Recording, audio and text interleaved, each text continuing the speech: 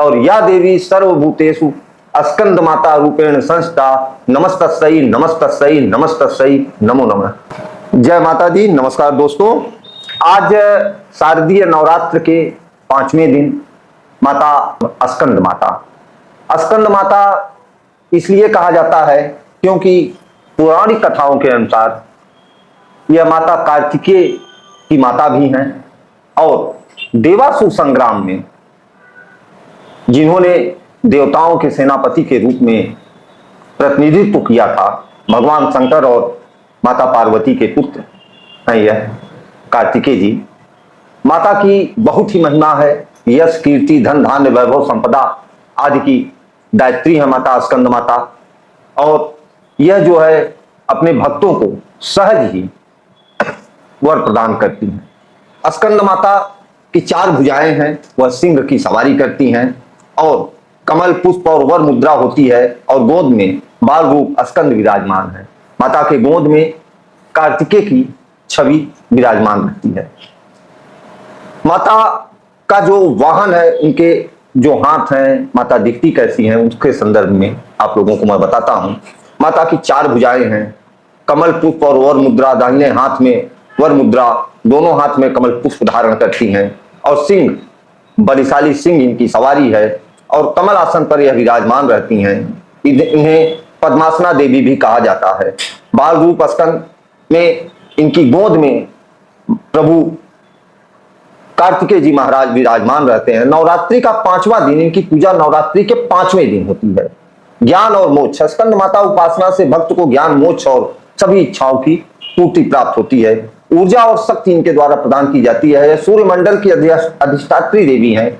इनकी पूजा करने वाले को अलौकिक तेज और कांति प्राप्त होती है। इनके अंदर रचना शक्ति भी है। चेतना और रचना शक्ति का निर्माण करने वाली और विद्वानों और सेवकों को पैदा करने वाली शक्ति के रूप में इनकी उपासना की जाती है।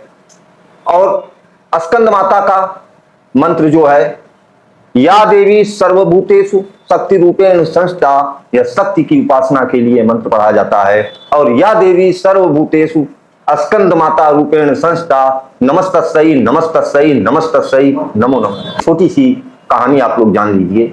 एक बहुत ही पुरानी बात है, पौराणिक कथा है कि एक समय तारकासुर नामक राक्षस ने ब्रह्मा से वरदान मांगा कि उसकी मृत्यु केवल भगवान शिव के पुत्र के हाथों ही हो, यह सोचकर कि शिव कभी विवाह ही नहीं करेंगे, उनका कोई पुत्र ही नहीं होगा और इस प्रकार वह अमर हो जाएगा। क्योंकि अमरत्व का वरदान उसे मिल नहीं पाना था, तो उसने यह अपना दिमाग लगाया।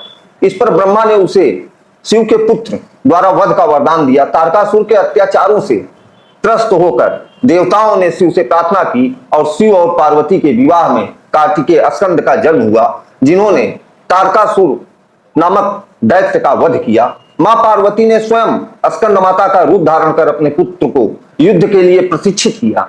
एक मां अपने पुत्र को युद्ध के लिए प्रशिक्षित किया और संसार का कल्याण किया, इसलिए इन्हें स्कंद माता भी कहा जाता है। तो स्कंद माता का बीज मंत्र है ओम ऐं ह्रीं क्लीं स्कंद मात्याय नमः। ओम ऐं ह्रीं क्लीं स्कंद मात्याय नमः। जो देवी की कृपा प्रदान करने, ज्ञान और समृद्धि पाने के लिए उच्चारित किया जाता है। इस मंत्र का अर्थ है, हे स्कंद माता, जो ज्ञान और समृद्धि को मीनी है, आपको मेरा नमन। आप इस मंत्र के साथ ही अन्य मंत्र जैसे सिंहासनत गत नित्यम या देवी सर्वभूतेषु मां स्कंद माता रूपेण संस्थिता का जाप कर सकते हैं। स्कंद माता का बीज मंत्र हमने आपको बताया। इस मंत्र का अर्थ है कि हे स्कंद माता, आप ज्ञान और समृद्धि की स्वामिनी हैं, आप मेरा नमन स्वीकार करें।